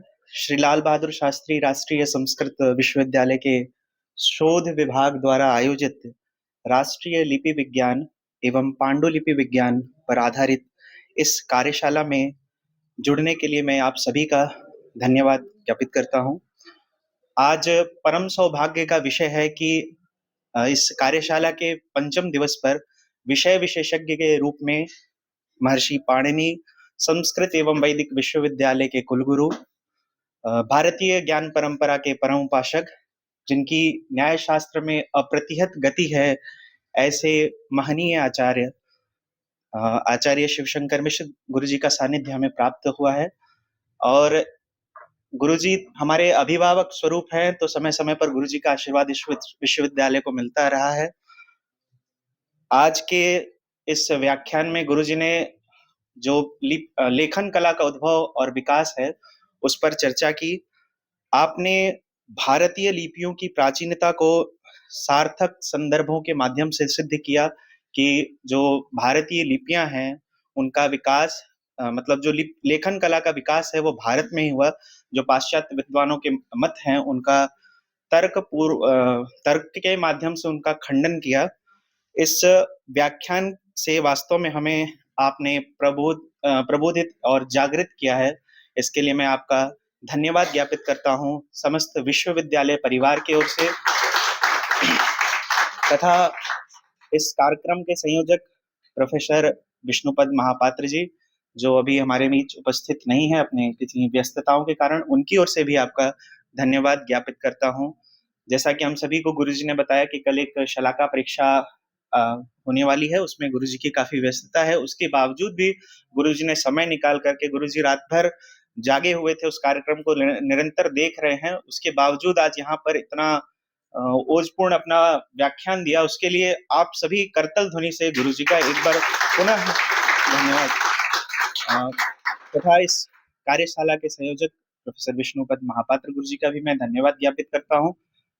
सह संयोजक डॉक्टर विजय गुप्त गुरु जी का भी मैं धन्यवाद ज्ञापित करता हूं, तथा सभी कर्मचारी जो इस कार्यक्रम में संलग्न थे उन सभी का भी मैं धन्यवाद ज्ञापित करता हूं। और आप सभी को भी धन्यवाद कि आपने इस पूरे कार्यक्रम को धैर्यपूर्वक सुना। आप सभी धन्यवाद के पात्र हैं। नमस्कार।